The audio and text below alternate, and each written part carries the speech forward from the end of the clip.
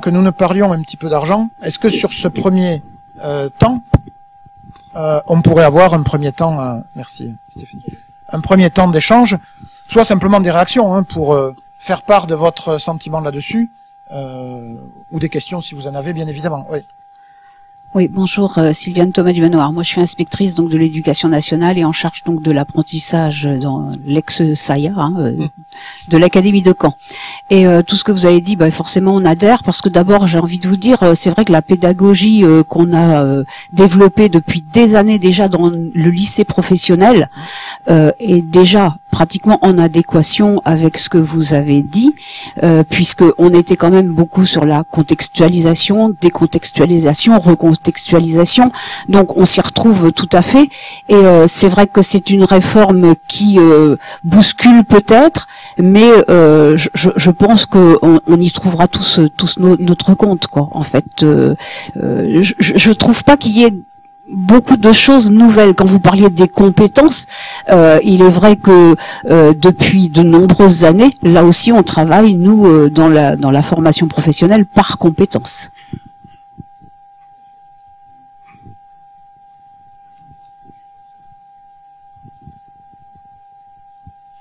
Oui, bonjour. Déjà, merci pour cette présentation qui était fort intéressante. Donc, François Lecoq, je suis conseiller en formation continue au Greta de la région Avraise. J'ai une grosse inquiétude sur l'organisation des OPCO. On s'aperçoit aujourd'hui que certains sont un grand mélange de un peu tout et n'importe quoi, avec des logiques de branches totalement différentes, avec des organisations financières aussi totalement différentes. Il y a des énormes ex-OPCA qui se retrouvent avec des petits ex-OPCA.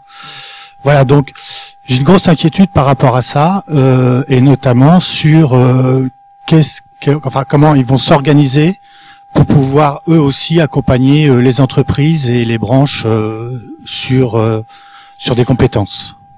Si ça vous dérange pas, c'est juste la thématique d'après. Donc vous étiez en anticipation, ce qui est un luxe hein, d'anticiper. Donc, mais je vous réponds tout à l'heure précisément. Vous allez voir, il y a une réponse à ça dans ce que sont les OPCO eux-mêmes et comment ils vont fonctionner.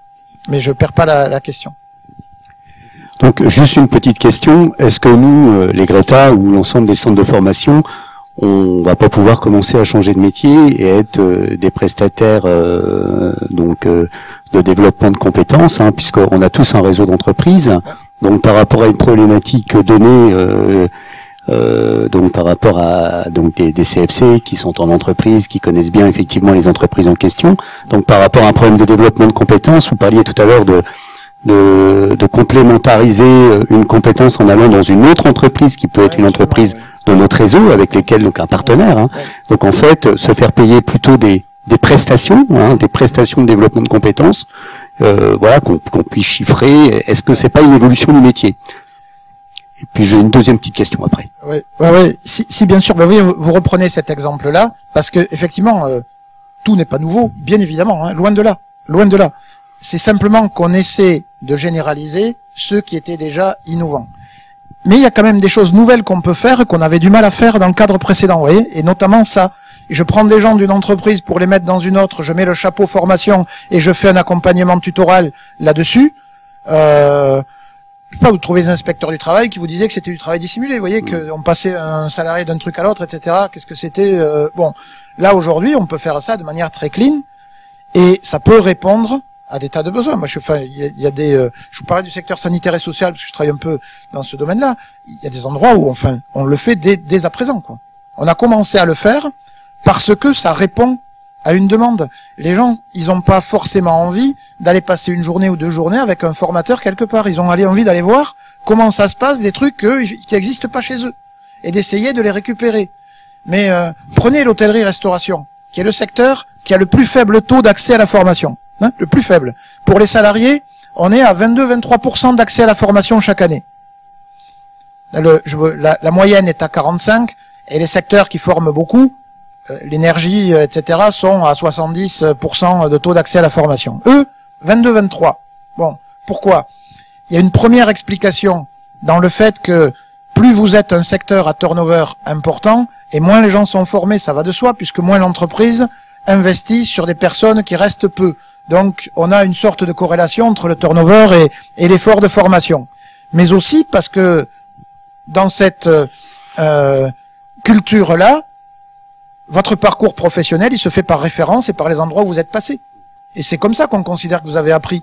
Vous dites pas j'ai suivi telle ou telle formation. Si éventuellement vous dites j'ai fait telle école hôtelière, mais en dehors de ça, ensuite vous dites je suis passé chez dans telle et telle maison, dans tel et tel établissement. Et c'est ça qui fait votre parcours. Et on déduit la compétence des endroits où vous avez travaillé. Et donc c'est des endroits où l'immersion, aller passer, vous voyez, quelque temps dans un établissement, etc. Ça vaut quasiment brevet de compétences. Alors ça, effectivement, on peut l'organiser. Mais du coup, j'organise plus une formation comme aujourd'hui avec des ressources, un formateur, un machin, c'est autre chose. Oui, c'est pour ça que je dis, il y a vraiment une question de frontière hein, dans les prestations et les activités qu'on développe. Tout le monde n'est pas obligé d'aller sur tout, et tout le monde n'est pas en capacité de tout faire, mais on peut se poser quand même la question de manière plus élargie. Donc ça, c'est plutôt une évolution du métier intéressante, hein, intéressante et positive. On a, nous, les centres de formation, souvent aussi une problématique, et j'étais en train de réfléchir au moment de la présentation sur, j'essayais de voir comment on pourrait résoudre cette problématique qu'on a un peu tous. La problématique, c'est souvent celle du sourcing. Vous évoquiez tout à l'heure dans le diagnostic mobilité géographique et faiblesse de la qualification, bon, qui peut être liée effectivement à une problématique financière pour le stagiaire.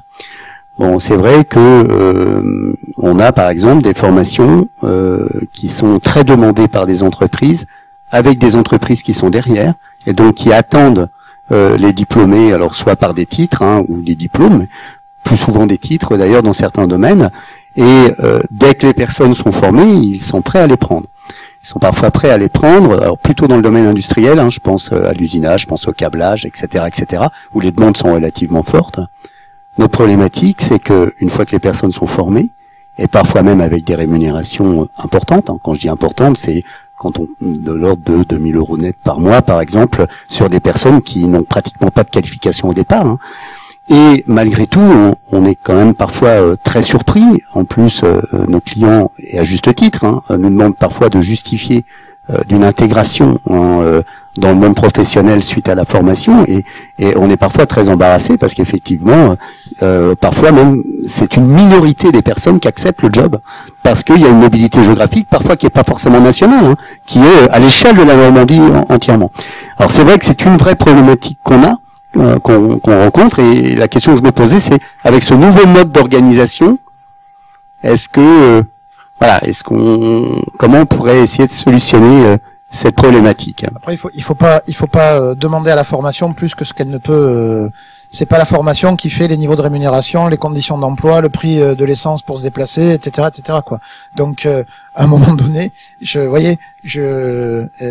peux traiter la question de la compétence, de l'appétence, de la découverte aussi, hein, parfois de certaines activités, mais il y a aussi des questions, ce qui d'ailleurs était un peu la limite de l'approche économique hein, de la formation, en disant on a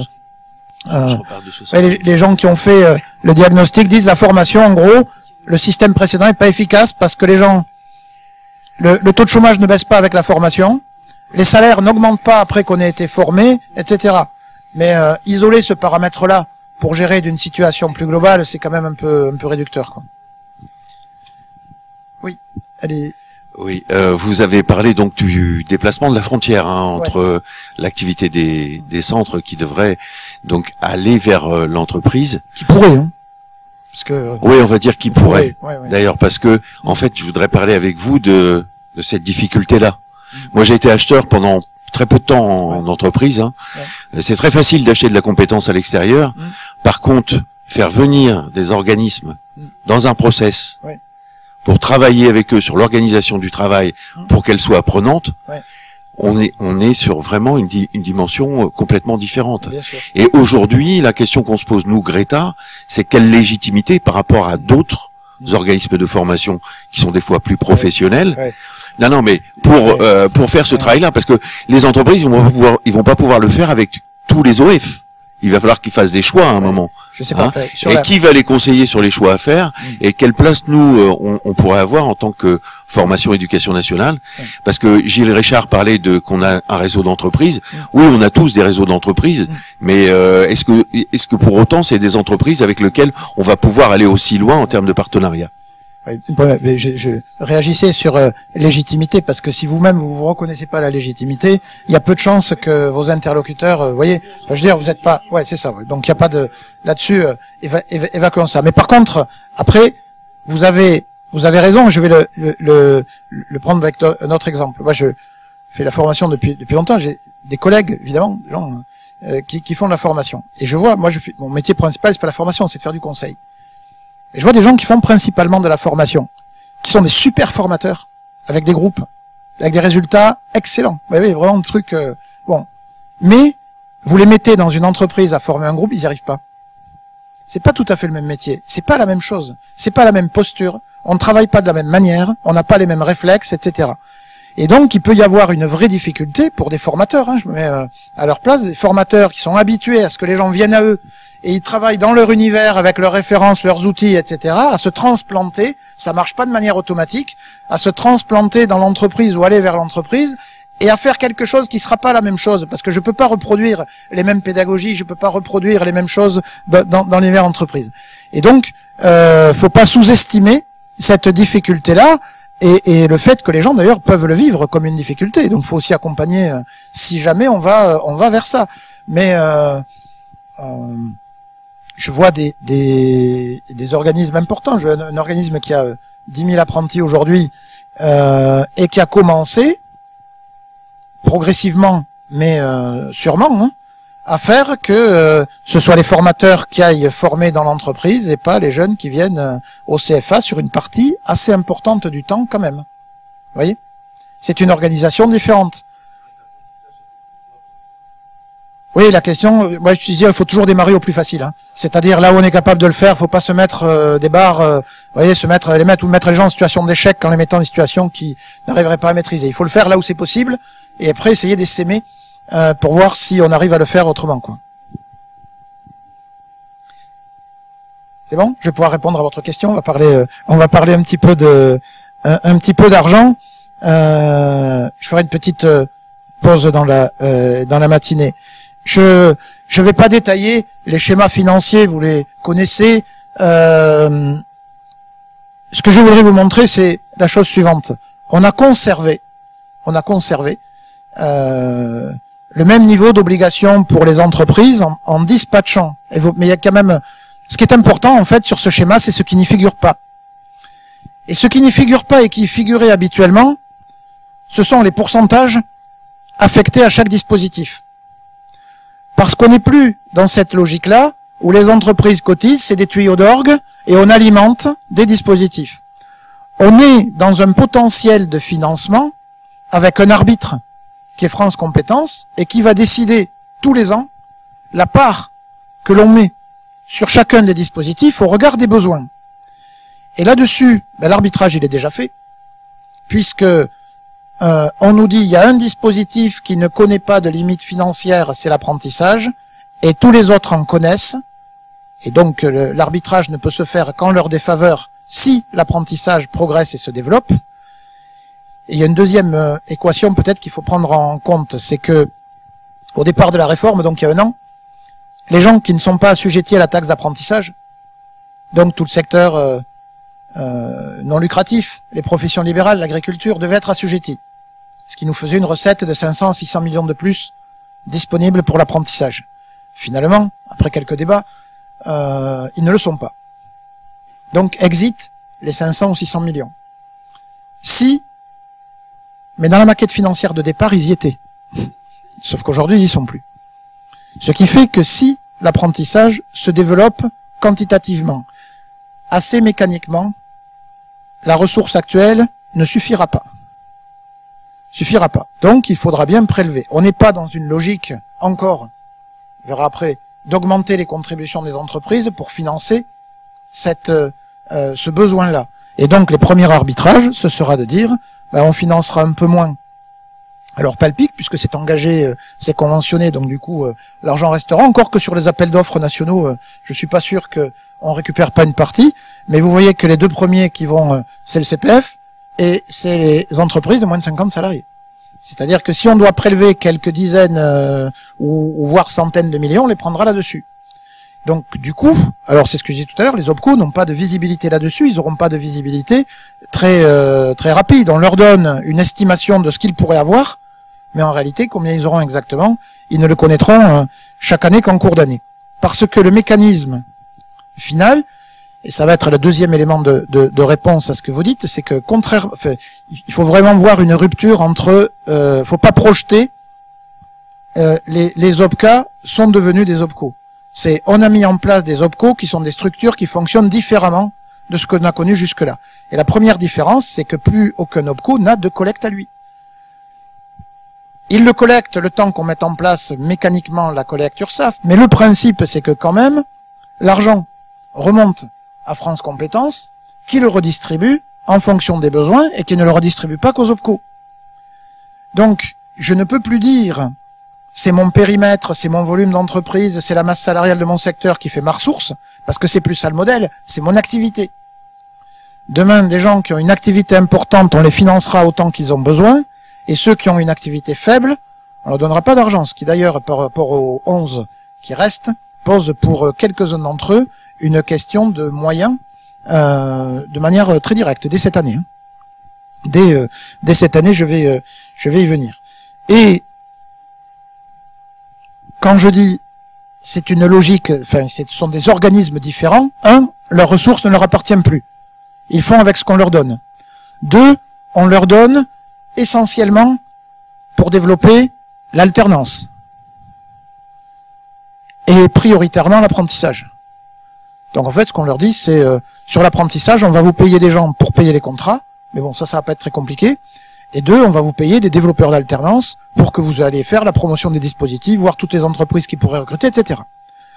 D'ailleurs, dans ce cadre-là, je pense que le positionnement des OPCO vis-à-vis de vous est totalement différent de ce qu'il était jusqu'à présent. Jusqu'à présent, c'était des financeurs contrôleurs, en gros, ils vous financent et ils vous imposent leurs règles. Demain, ce sont des partenaires parce que vous avez des intérêts communs. Ils ont besoin de vous et vous pouvez avoir besoin d'eux. Mais on n'est plus dans un rapport d'acheteurs et de prestataires. Hein. C'est plus ce rapport-là. Sur l'alternance, c'est plus du tout ça. Le paiement est automatique et le prix est déjà fixé. C'est pas les règles de l'OPCO qui interviennent. Il n'a plus rien à faire là-dedans. Et d'ailleurs, on lui dit même à quel moment vous devez être payé. 50% au début, 30% à la moitié, etc. Donc du coup, là-dessus, zéro marge de manœuvre. C'est plus lui qui décide. Par contre, si l'apprentissage ne se développe pas dans son secteur, ben, il n'a pas la ressource. Et s'il n'a pas la ressource, il n'a pas les moyens pour fonctionner. Et vous voyez la logique malthusienne. Hein. C'est que moins j'arriverai à le développer, moins on me donnera de ressources, plus je vais m'appauvrir et moins je peux jouer mon rôle. Donc là-dessus, ils ont au moins autant besoin de vous que vous avez besoin d'eux. Ensuite, sur le plan de développement de compétences des entreprises de moins de 50 salariés, ils vont avoir... Il y a des gens qui s'étaient un peu emballés là-dessus en disant toutes les entreprises cotisent, il n'y a que les moins de 50 qui reçoivent, donc du coup elles vont avoir plus. Ratées, elles vont avoir moins. Elles vont avoir moins. Les budgets disponibles cette année sont inférieurs aux budgets disponibles de l'année 2018 pour les TPE de moins de 50 salariés. Donc là-dessus, et on sait que cette variable-là, s'il faut arbitrer, c'est là qu'on va piquer quasiment en premier. Donc on n'est pas... Vous voyez, on est même pour ces entreprises-là, on n'est plus du tout sur la logique, je vous vends une formation et je vous apporte la solution financière qui va avec. Je veux dire, les gens qui sont sur ce modèle-là, vous voyez, je vais vous apporter la formation et comme je connais bien le secteur, comme je connais bien l'OPCO, etc., je vais vous apporter aussi la ressource. C'est un champ d'activité qui devient extrêmement ténu. Ça veut dire que si l'entreprise ne trouve pas un vrai intérêt dans la formation elle-même et dans le développement de compétences, elle le fera pas parce que de toute façon, il faudra qu'elle y consacre des moyens propres. Et ensuite, on a mis des fonctions par rapport aux branches. Bon, ça n'exclut pas que certains secteurs aient par accord de branche des ressources conventionnelles qui leur permettent d'avoir des politiques où ils continuent à financer complètement certains dispositifs. Mais là-dessus, toutes les branches les OPCO regroupent à peu près 330 branches professionnelles. Toutes les branches vont devoir renégocier cette année, d'ici la fin de l'année si possible, ça débordera peut-être sur 2020, leurs accords de branche. La question se pose de savoir si elles gardent ces financements conventionnels ou pas. Moi, je suis quelques branches de tailles différentes. L'ambiance n'est quand même pas à l'augmentation des contributions conventionnelles. Au contraire, côté employeur, on dit dans ce schéma-là, où on va nous donner la ressource en fonction de l'activité, est-ce qu'on a vraiment besoin d'avoir des ressources conventionnelles? Et puis, il y a une double crainte sur les ressources conventionnelles. Les gens disent, mais est-ce que France Compétences va pas nous les piquer? Donc, prudence. Et la deuxième, c'est si c'est collecté par l'URSSAF, ou alors s'ils nous les piquent pas, ce sera autre chose. C'est compte tenu du fait qu'on a une ressource conventionnelle, ils demanderont de piocher dedans, ils nous accorderont moins d'argent. Il y a aussi ça comme crainte. Et puis l'autre crainte, c'est si on impose à nos entreprises une contribution conventionnelle, comment on peut être sûr que quand ça va être l'URSSAF qui va collecter, l'argent va bien revenir vers nous? Vous voyez, on maîtrise plus la tuyauterie. C'est plus l'OPCO qui est à notre main qui collecte, c'est l'URSSAF. Alors comment je sais que l'URSSAF, toutes les entreprises qui appliquent notre convention collective, qui sont dans notre champ, la ressource, elle reviendra bien là et pas ailleurs? Et ce qui vient de se passer là d'ailleurs sur la collecte URSSAF des contributions des non-salariés, notamment des artisans, on est passé d'une collecte par les impôts à une collecte à l'URSSAF. Résultat, on a perdu 30 millions de collectes sur 70, hein, quand même. Et donc du coup, ça a jeté un froid sur la capacité de l'URSSAF à rendre à celui qui avait cotisé exactement ce qu'il avait cotisé. Et donc, je vois beaucoup de prudence aujourd'hui, notamment évidemment de la part des organisations d'employeurs, sur les contributions conventionnelles. Tout ça pour vous dire qu'on est orienté sur un financement très à la baisse de la formation continue par les OPCO, hors alternance. Sur les plans de développement de compétences, j'ai globalement une ressource qui est en très nette diminution. Alors, je vous fais c'est le panorama des 11 OPCO. Bon. Alors, là-dessus, quand vous dites ils sont hétérogènes. Les deux meilleurs exemples, c'est les deux derniers. C'est évidemment l'OPCO proximité et puis l'OPCO dit FIMO. C'est-à-dire, en gros, les anciens interprofessionnels. Parce que vous aurez remarqué que, évidemment, les grands perdants de cette réforme-là, c'est AGFOS et Opcalia, c'est-à-dire les organismes interprofessionnels. Pourquoi? Mais parce qu'on a complètement changé la logique des OPCA. Avant, on disait chaque branche est libre de choisir son outil, et si l'outil est performant, eh bien, elle peut choisir celui-là. Et les interpros peuvent accueillir les adhésions de tout le monde. Et donc, dans cette logique-là, c'était des appareils qui fonctionnaient plutôt bien, pas de problème techniquement, et donc qui a tiré des branches, etc.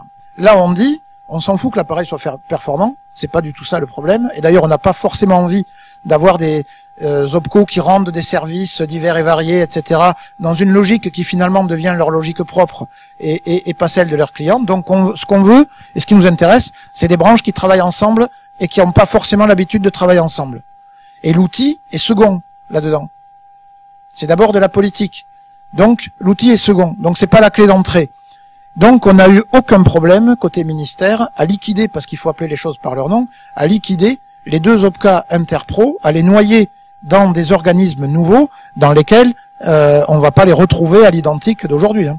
Enfin, on entend beaucoup dans les OPCA, mais ça c'est un peu leur jeu à eux, c'est normal, des discours du type c'est une réforme de plus, vous inquiétez pas, ça va pas changer tant de choses que ça, on a l'habitude, c'est comme d'hab, etc. Bon, c'est quand même en grande partie du bluff. Hein. Pour ceux qui les concernent, là on vient d'avoir la publication sur les frais de gestion. Sur ce qui devient leur ressource principale, c'est-à-dire l'alternance, leurs frais de gestion, c'est entre 2 et 7%. Actuellement, ils ont 10% sur tout ce qui passe par eux. Et on voyait quand même l'impact que ça va avoir sur leur structure et leur fonctionnement. Donc, alors ça, c'est peut-être la mauvaise nouvelle sur ce sujet-là. C'est que, il n'y a donc pas que des mariages d'amour là-dedans. Donc, ça laisse penser quelques difficultés pour mettre les choses en ordre de marche.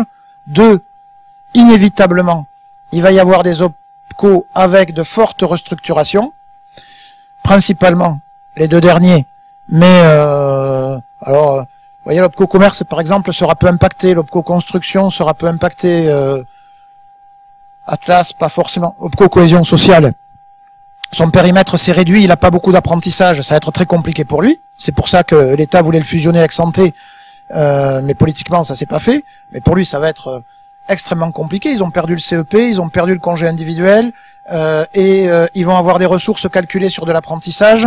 Dans le secteur non lucratif, l'apprentissage est quasiment pas développé pour ce qui les concerne. Donc je vous laisse faire le calcul de ce que vont être leurs ressources dès cette année et encore plus l'an prochain. Et donc, on va avoir effectivement des gens en difficulté. Quand on est en difficulté, on n'est en général pas au maximum de la performance non plus. Et vous voyez les perturbations que ça peut occasionner.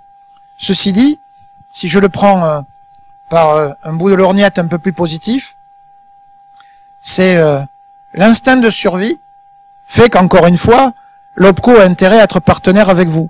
Et je vais faire une dernière remarque sur le schéma précédent. Ici, c'est que on avait ça, une offre de service entreprise. Quand on regarde les 7,5 milliards de ressources actuelles de l'an dernier des OPCA, il y avait 1,5 milliard de versements volontaires. C'est pas mal quand même. 1,5 milliard de versements volontaires. Ça fait quand même 20% des ressources. Pourquoi les entreprises font un versement volontaire à l'OPCO, enfin, à l'ex-OPCA? Pourquoi? En très grande majorité, parce que ce versement lui garantit une ressource supérieure à ce qu'elle a donné. Ou parce que le fait d'avoir versé lui permet de récupérer une partie en abondement financier. Avec quoi les OPCO faisaient ça? Ils le faisaient avec l'enveloppe disponible pour les entreprises de 50 à 300, elle n'existe plus. Ils le faisaient avec les périodes de professionnalisation, surtout, ça n'existe plus. Et la PROA est très très loin. Enfin, la PROA, moi je sais même pas si on fera 50 000 PROA d'ici la fin de l'année. Alors qu'on faisait plusieurs centaines de milliers de périodes de professionnalisation. Vous voyez, c'est un dispositif qui n'a rien à voir. C'est du contrat de professionnalisation pour des gens qui sont déjà dans l'entreprise. Donc on n'est pas du tout sur le même schéma. Quand vous voyez les taux de financement et les taux de péréquation, France Compétences dit, pour que je vous finance la professionnalisation en alternance, il ne faut pas que le coût dépasse 2500 €.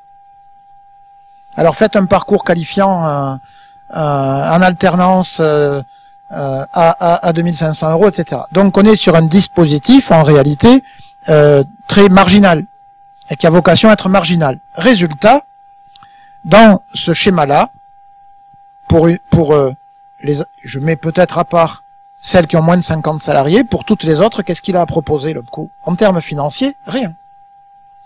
Éventuellement, s'il y a du conventionnel.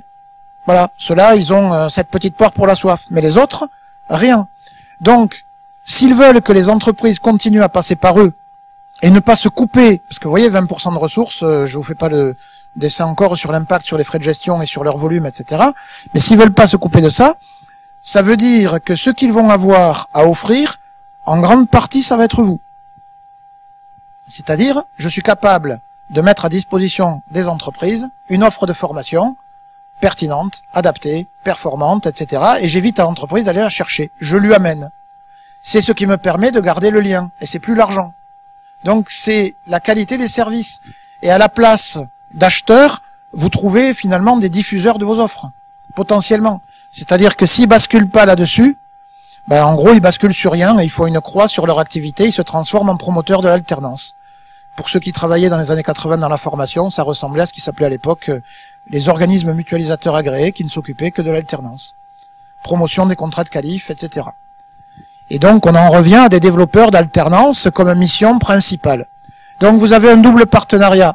Sur tout développement d'alternance, vous êtes des interlocuteurs naturels des OPCO, mais pas du tout dans une logique de comment je peux récupérer de l'argent auprès de vous. C'est intérêt commun de développer, de trouver des jeunes et des entreprises. Et sur la partie formation continue, on n'est plus forcément sur l'OPCO a de l'argent, comment je peux faire pour positionner mes produits sur ces financements-là pour ensuite les proposer aux entreprises. On est dans un schéma inverse. Comment je peux proposer des trucs adaptés que l'OPCO pourra promouvoir dans son intérêt et dans le vôtre auprès des entreprises. Donc on est en train d'inverser les schémas. Alors là aussi, entre sur le papier et les pratiques, ça prend un peu de temps.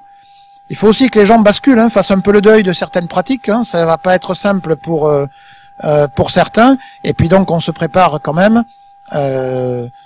Alors c'est un tout petit peu atténué, mais regardez le schéma. En 2018, les OPCO géraient le CPF, géraient les périodes pro, géraient l'alternance, hors apprentissage, etc. Vous voyez les milliers gérer les boîtes de 50 à 300 salariés. Vous voyez ce que ça donne en volume de dossiers. Dorénavant, ils gèrent l'apprentissage et les boîtes de moins de 50. Ils ont encore le CPF cette année, mais ils l'ont plus l'an prochain. Donc, exit les milliers de dossiers du CPF. Exit les milliers de dossiers des périodes pro. Exit les centaines de dossiers des boîtes de, je veux pas être catastrophiste, mais les gens qui font de la gestion aujourd'hui, du remboursement et du financement et du paiement dans les OPCO, il y a plus de boulot pour eux, quoi, en clair. Il y a plus de boulot pour eux l'an prochain. Et donc ça, c'est devant nous quand même, hein, la restructuration et l'adaptation, c'est devant nous. Et je termine là-dessus avec deux remarques. Il n'y a plus d'OPCO interprofessionnels. D'accord, c'est fini. On n'a plus que des OPCO avec des branches rattachées. Et du coup, pour tous les organismes, établissements, etc., qui sont assujettis donc du secteur privé, qui doivent tous avoir un OPCO. On dit aux gens qui sont rattachés à rien, c'est-à-dire qui sont hors branche, c'est quand même plus de 10% des employeurs qui n'ont pas de convention collective, on leur dit, allez où vous voulez, mais vous avez le choix entre les 11 dorénavant. Il suffit que ce soit cohérent avec votre activité. Donc ça veut dire que l'intégralité des OPCO a la capacité de choisir, des entreprises, pardon, ont la capacité de choisir leur OPCO. Je vais vous donner un exemple dans le secteur de la santé. La Croix-Rouge, quand même 16 000 salariés. La Croix-Rouge est une entreprise unique qui n'est pas rattachée à une branche professionnelle. Donc elle n'est nulle part. Bon, ils ont choisi l'OPCO santé, ça va à peu près de soi. Oui, ils sont pas partis de l'industrie. Mais chaque entreprise qui est dans ce cas-là, il y en a des grosses, hein. La Poste, la RATP, tout ça, c'est pas des gens dans des conventions collectives. Hein. Ils choisissent directement. Mais ça peut se poser pour une association qui a une activité qui est pas du tout rattachée à une convention collective de manière obligatoire, etc. Donc on va avoir, ça je vous dis pour repérer qui relève de quoi. Vous avez les champs conventionnels, donc là c'est obligatoire, on n'a pas le choix. Et on fait disparaître en même temps, et vous voyez la troisième lame là pour eux, ça va être un peu douloureux, on fait disparaître ces entreprises qui étaient adhérentes à deux OPCA à la fois. Mon OPCA de branche plus un interpro. Et ben là, j'en ai qu'un. Donc je peux plus adhérer à deux à la fois. Donc il va falloir que je choisisse l'un ou l'autre. Et donc concrètement, par rapport à leur activité d'hier, les ex Opcalia et AGFOS, ça fait une perte en ligne de chiffre d'affaires qui est, on va dire, assez colossale, quoi. Et je vous ai schématisé, alors ce qui se passe dès cette année, vous remarquez que dès cette année, la collecte a beau se faire par les OPCO toujours, parce que techniquement, c'est eux qui collectent, plus de la moitié de la ressource, ils le reversent à France Compétences. Et c'est France Compétences qui déjà décide ce qu'on en fait. L'an prochain, ça augmente. C'est presque les 3/4 qui est donné à France Compétences qui décide ce qu'on en fait. Vous voyez les arbitrages. Hein. Et puis, la dernière année, c'est directement France Compétences qui récupère les 9 milliards que représentent les contributions et qui décide où on le met. Et vous voyez qu'on a mis des fourchettes. Alors, c'est intéressant les fourchettes parce que on voit quand même que c'est des grandes amplitudes. Vous voyez, pour le CPF, en 2021, il y aura entre 1,5 milliard et 750 millions. C'est quand même du simple au double. C'est quand même du simple au double. En fait, j'en sais rien combien il y aura. Et ce que l'on nous dit, c'est que si jamais il manque de l'argent ici, sur l'alternance, on s'arrêtera même pas à la fourchette, on continuera à en donner et on prendra ailleurs. Ou sur, ça veut dire qu'on mettra moins de 750 sur le CPF, moins de 400 sur le CPF de transition, et moins de 400 sur les TPE, PME. Je profite de ce schéma. Vous voyez, les gens qui travaillaient sur des formations longues avec le congé individuel, Vous voyez dans la nouvelle équation où on est. Hein. Je ne peux pas retrouver le niveau d'activité que j'avais sur le congé individuel avec le nouveau système là. C'est pas possible. Dès cette année, il n'y a pas autant d'argent qu'il y en avait et ça n'ira qu'en diminuant sur cette ressource-là. Donc, vous voyez où sont les priorités. Alors, s'il le fallait, j'ai un tableau récapitulatif. Vous avez le contrat de professionnalisation, c'est toujours financé de la même manière, il n'y a pas de problème, mais on va parler d'apprentissage tout de suite après la pause. Et vous verrez que la question se pose pour une entreprise. Hein. Pourquoi je continuerai à faire des contrats de professionnalisation avec le mécanisme qu'on a sur l'apprentissage? L'apprentissage est le seul dispositif qui est orienté à la hausse. Tous les autres, globalement, sont orientés à la baisse. C'est les vases communicants. Donc il y a moins d'argent pour le CPF de transition qu'il y en avait pour le CIF. Il y a moins d'argent pour le CPF qu'il y en avait pour le CPF, hors transition. Il y a moins de financement pour les plans de développement de compétences des entreprises. Et il y a moins de financement pour la professionnalisation en alternance qu'il y en avait pour les périodes pro. Donc on a des dispositifs orientés à la baisse, à l'exclusion de l'apprentissage. Et donc, alors, si vous voulez réagir là-dessus, sur cette deuxième thématique, ensuite on fera une pause et après du coup on regardera le fonctionnement de l'apprentissage dès cette année, mais d'autant plus l'année prochaine.